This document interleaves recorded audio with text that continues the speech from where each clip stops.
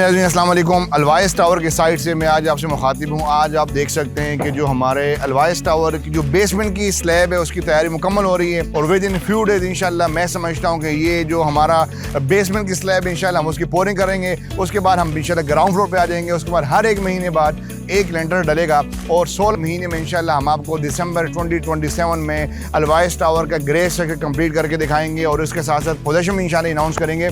उसके बाद 1.5 साल में इंशाल्लाह हम उसकी फिनिशिंग मुकम्मल करेंगे। इसी तरह से 3.5 साल में हम इस बिल्डिंग को मुकम्मल पैक करके देंगे।